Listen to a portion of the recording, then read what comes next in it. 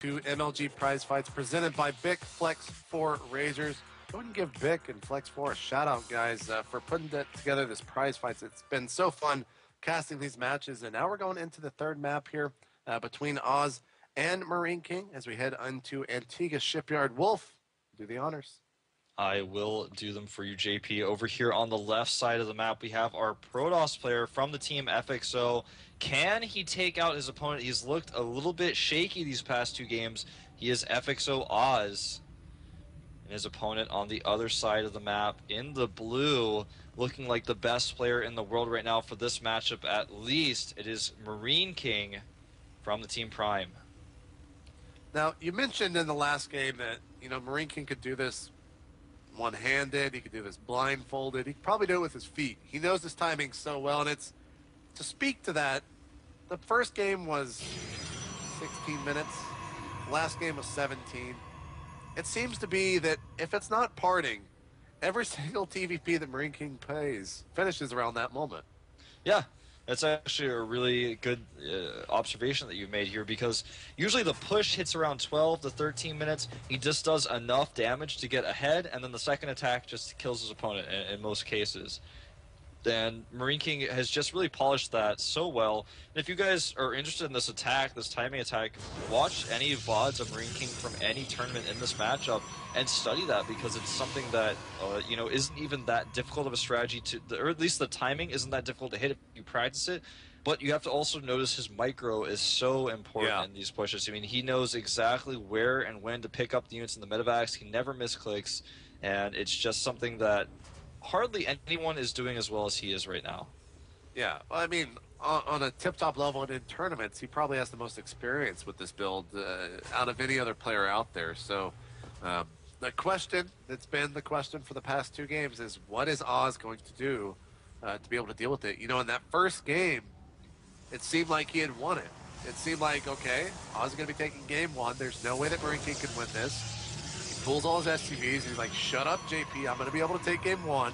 You're actually wrong. And now here we are in game three, and he's done it 2 games in a row. I'm trying to think of what Oz can do here. Do you risk it all and maybe go for like a one-base Colossus play or something? Like, I'm very unsure of what Oz does. Yeah, it's a tough position to be in mentally for Oz at this point, who's been losing so much in this matchup, not only against Marine King. So we will see, and I think that ooh is from the factory that you see, and this is definitely a change of pace for Marine King. Yeah, so going to be going for either Hellion Drop here or Banshee. Does he have 2 gas? No, he only has 1 at the moment. So maybe Cloakless Banshee here, at least one of them coming out in Twilight, or excuse me, Oz going for that 1 gate side core expand. Pretty standard stuff coming out of him, but I'm pretty interested in what Marine King's doing here, because this is something new. You don't see this all the time. Yeah, this is something you see very rarely, especially not from Marine King. And I think you're right. I think we're going to see just Cloakless Banshee coming out here just to put some pressure on his opponent. He may follow this up with some sort of tank push. It's going to be hard to do that, though, with a factory at this location. So normally when you see Cloakless Banshee, you see it followed up with a tank Banshee Marine push of some kind off of 1 or 2 base. We see a Hellion being produced, though, so it could be a Hellion drop. This could just be for scouting. At this point, it's impossible to say exactly what the plan is for Marine King here, but it looks like it's going to be Banshees. And here comes the second Hellion. He's going to need to make that tech lab pretty soon. It's actually supply blocked, so that second Hellion still has not begun producing. And, okay, there goes the depot finishing. So is a dropship going to? Yeah, so he's going for a Hellion drop here. Okay. Yeah, Not this something is you see too much? Yeah, the fact that he proxied a factory is weird enough, but the fact that he's going to follow it up with the Hellion drop is even weirder. He's not going to bring his Marines with this. He's just purely going to use Hellions in this drop, and it looks like he's going to go with 3 if he goes right when this medevac pops out. He could wait for a 4th one, though. Either way will be effective, though, because Oz has very few units out right now. In fact, he skipped Zealot and Stalker to make a Sentry. The next 3 units that Oz warps in with these 3 warp gates that are finishing are going to change the game for him very drastically. And we are still looking for those. Here comes the drop, as, he might just be waiting to see what's coming, but Hellions are down, those are doing their best to run, and here comes 2 Stalkers. So Oz making the right decision and waiting for as long as possible, because with those warp gates, and that is going to be cleaned up, but it looks like Marine King's not done just yet.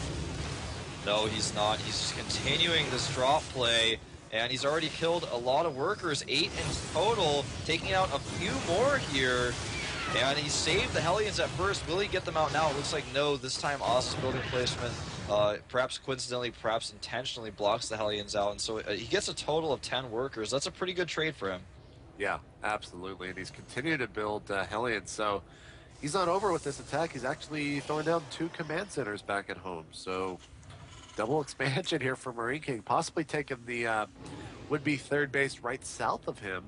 If he was in that position. So that's going to be pretty interesting if he's able to get that up. And if he is, we're going to see a huge, huge attack, probably around the same timing that he always does. Yeah, that's very true. Something to note is that even though his harassment was fairly effective, the worker count is still in Oz's favor. He's had 2 bases up for longer, and he has the robo up that is, basically gives him a tech advantage over his opponent. So even though he lost some with that attack, he's slightly ahead right now, so Marine King is doing the right choice in double expanding here. He knows that in most ways he's behind, so he has to do this double expand to kind of push things one step further. But as a result, he's going to be behind in tech, and Oz could capitalize on that when he scouts this with the Observer. So we see right now Oz actually going and trying to take out this factory, which was lifted. Starport is all the way up north, like we were just mentioning. There goes the orbital over at the natural. The third is about to finish. Will he just keep that in base, or will he lift it? We will soon find out. There's a double engineering bay as well. So right now, we'll see what Oz is up to. He's pushing across the map here. He does have another gateway being added on. No other tech, though, just going up to 4 gates. Yeah, if he scouts that third command center with his Observer, he may want to, he can see it now, he may want to go for a Colossus push to punish for that. There is an armory going down now, and gases are being taken at the natural. It looks like the Observer may be scanned and taken out here, barely escapes. But I think Oz, yeah, there's the robotic support bay. It's absolutely a choice he needs to make right now, because there's no way he can take a Nexus safely as a third base and catch up. He's so behind as far as economy goes. He needs to put some pressure on, and the Colossus is the best way. So with this armory going down, he wants to get a very quick 2-2. He's not going to add on a Thor or anything. His factory fell early on. So what is the reasoning for this early armory, Wolf? I'm not sure. It seems to be that he wanted to get 2-2 upgrades out very quickly, but he just does not have, the timing seems a little bit too early for that, so I think something went a little bit weird with that armory timing. What I really like about this Colossus idea here is that he just knows that even if he doesn't kill his opponent, he can pressure him with the Colossi, because Vikings are not going to get out. He knows the starport was floated away. It was in the middle of the map, something crazy like that. So he knows there is no way he's been producing Vikings in time, and he's going to need medevacs, so he can't even go straight into Vikings when he lands. So it's a position where he knows, hey, I'm going to hit with the Colossi with no Vikings opposing me. It should be able to put a lot of pressure on, should do some damage. There was a handful of Hellions who got into the natural. They ended up scoring 7 more probe kills. So now probe count is 42-44 with Marine King taking the lead here. And once again, here comes that starport, or that reactor starport. Those medevacs are going to be coming out pretty soon. Stem about to finish. Combat shelled about halfway, and 1-1. Very, very close to being finished as well. The Colossus is out on the map. You see Double Forge going down, getting the +1 upgrades, as well as the Twilight Council, but I don't know. I mean, we see another Immortal coming out. It's an okay choice. Would you have gone for, at this point in the game, it's probably the better choice, because he is going to have Vikings out pretty soon. Yeah, the Immortal is not the choice I expected to see, but I think it's kind of cool. I think what he wants to do, based on his pylon positioning here and how his army composition is, I think he kind of wants to poke at add-ons and things like that with the Colossus for vision, of course, with Observers as well. Marine King is stimming forward here with some of his Marines trying to get a look at what his opponent is up to. He's going to be chased away, but this is a tough position for both players, because any micro mistake that one or both players makes will change the game drastically. But Oz is really the one who's on a time bomb. He's the one who's basically got like a time bomb strapped to his chest. He has to attack soon, or he's just going to lose this game, because Marine King just has a better economy. His tech is caught up now. He's ahead in upgrades. He's got 2-2 on the way. He's getting even +1 for his Vikings.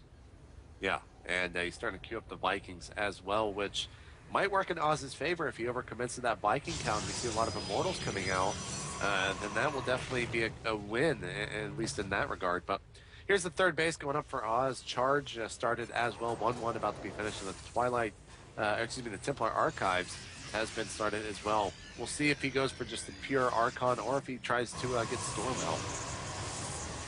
Yeah, I think at this point Storm would be the best choice because it's something he's going to need. He looks like he's basically given up on doing that Colossus pressure. He knows his opponent has enough out now. He knows the Vikings are here. The army size from Marine King is really large. He needs some sort of tech like Storm to kind of change the tide, and the Colossus tech was a good idea, just wasn't the time. I don't like the idea to fight here. I don't think he has enough. He's going to try anyways. The Colossus barely escaping death, but the force fields are decent. It slows Marine King down, but he lost so much. The control there by Oz, he led that army basically with the Colossus as if it was just saying, hey, go ahead and kill me, I'm just going to give you this Colossus. That's basically what MKP did there. Even though he did have to fall back because of these warp-ins from Oz, that fight definitely went in MKP's favor. And it is going to be pretty hard now for Oz to really do anything, as the supply difference is 108 to 142. We see even the Ghost Academy coming down. He is starting to warp in some High Templars, but Marine King's on the way across the map. Yeah, this push is looking really, really scary. The army supply, 93 to 64. He has basically 30% more army in here, and Oz may get caught. Indeed, he will. Zealots, most of them at the back. He does have some Templar out. I think he tried to scare Marine King with them, but there was no Storm. He's now making the Archon, but Marine King has torn through the majority of the army. Even these Vikings can now land to participate if he wants them to, and JP, can't anyone stop this guy? I do not know. Good game. 3-0 now for Marine King. Daybreak's the next map. It seems like no matter what Oz does, no matter what any Protoss does, Marine King just has an answer for it. So as we head into Game 4, we'll see if Oz has an answer or if Marine King's just going to take this $750 thanks to Bick and just 4-0 Oz. We'll find out right after this break, guys. Don't go anywhere.